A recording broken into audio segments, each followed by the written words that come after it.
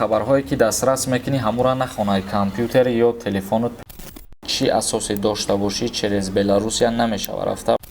чӣ гуна роҳҳоро пеш бигирем ки депортатсия нашавем.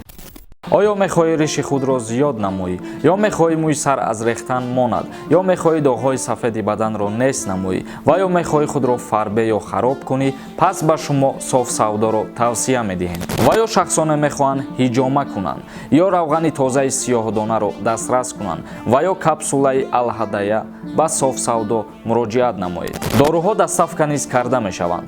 рақамҳо дар рӯи экран. аз номи юристиҷаи муроҷиат кунед, тахфиф дорад. бо соф савдо бошед. офиси соф савдо дар Питер ва Москва.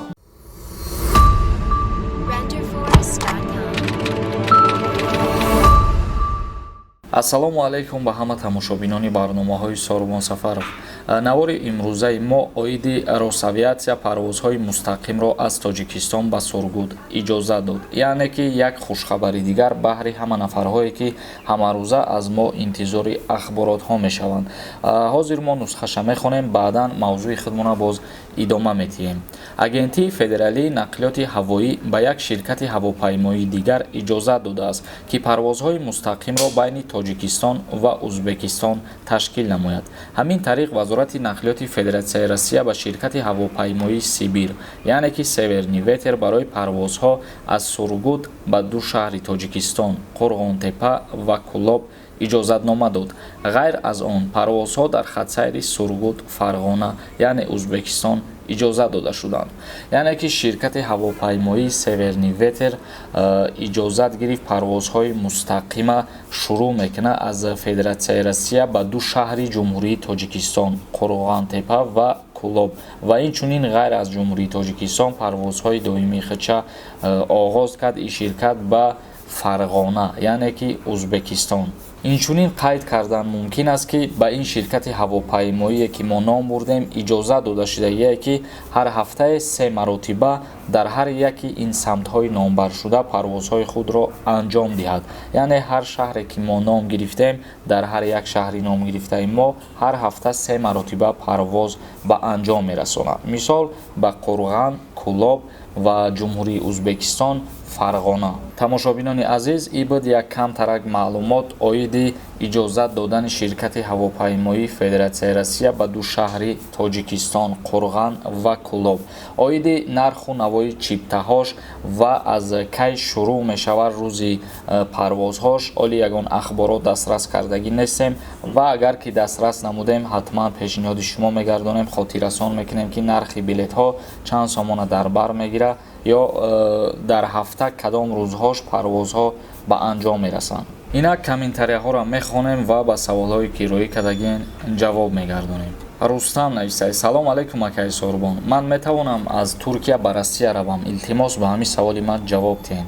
аз Туркия агар ки рейсҳои чартерӣ боша метонем, вале айни ҳол рейсҳои доимиш байни Туркия ва Россия то 15 июна баста кардагиянд. бо қарори ҳукумати Россия миёни Туркия ва Россия парвозҳо то 15 июна иҷозат нест. умедҷон Содиқов нависад: ассалому алайкум ака, ман рӯзи 3 июн билет харидагим Хуҷанд, Москва.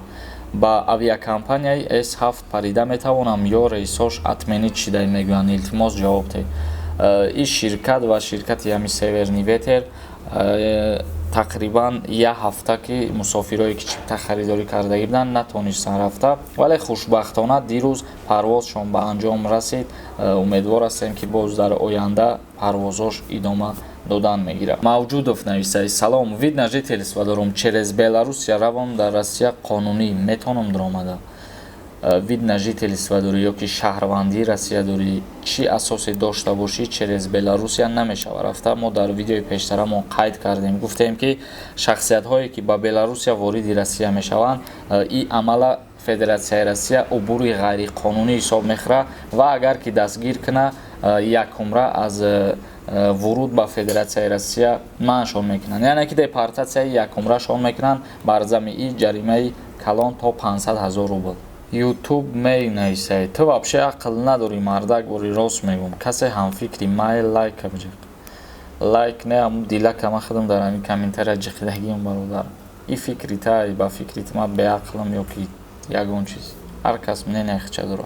Бисёри нафарҳо дар комментарияҳо оиди депортатсия кардан нависондагиянд ки Россия муҳлат додагиай ба муҳоҷирот то 15 июна, вале мо ҳар рӯз ба ҳамин савол дар барномаҳо ҷавоб мегардонем.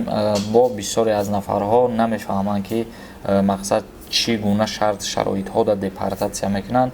Видеои ояндаро интизор бошем. Мо як видеои дигар алоҳида дар ҳамин мавзӯъ мекунем.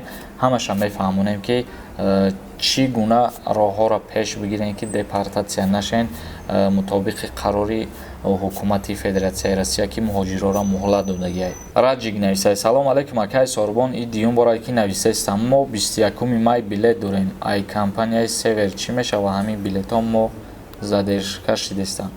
Мо гуфтем ки аллакай парвозшон ба анҷом расид, яъне ки задержка шида ба тӯли як ҳафта қариб, пас аз ӯ бо иҷозатшон додам. Фанат навистаи: салом брат, душанбе киҷош билет харида мешава? Номи ҳамон ҷои билет мехаранд, номаш чиай? Авиакассаи Зелёни бозор бародар дар Душанбе қарор дорад. чиптаҳои Somon Air дар онҷа ба фурӯш гузошта шудагиянд. Раҷабов нависад: салому алайкум бародар, дар бораи зиндониё бугӯ, амнистия кай мешавад дар Тоҷикистон? Илтимос бародар, саволимда ҷавоб гардон. Бародари азиз, ма дар ин бораи чӣ гуфта наметавонам. Аллакай чандин бора гуфтам ки оли ягон қарор ё ки фармон шудагӣ нест. Кае ки ҳукумат тасдиқ кард, баъд маълум мешавад. Нозимов нависад: салом пешакӣ акай Сорбон, кӯдаки 1 солада билет чанд сум ва кӯдаки 4 солада чанд сум? Кӯдаки 4 солада 50% ва 1 солаш бепул. Шорух Юсупов нависад: салом алейк ака, қонуни нави аблама биромадаи меган ростай хизмат накунӣ, Россия омада наметонӣ? Не бародар, рост нестай. Любойчи ТВ нависад: салом, дар хусуси рафтан ба Шветсия аз Тоҷикистон маълумот диҳед. Салом алейкум.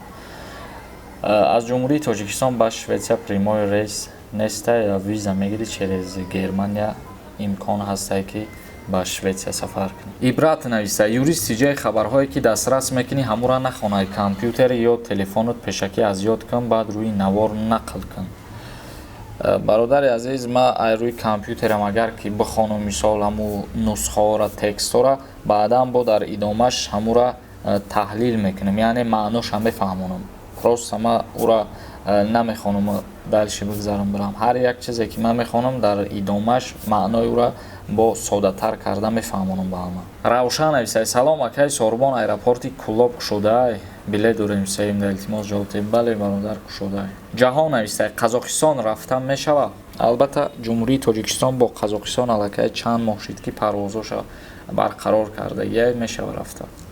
Фарид 00 нависад: салом акай Сорбон, дар бораи тамом шудани аблава кай видео мебирояд?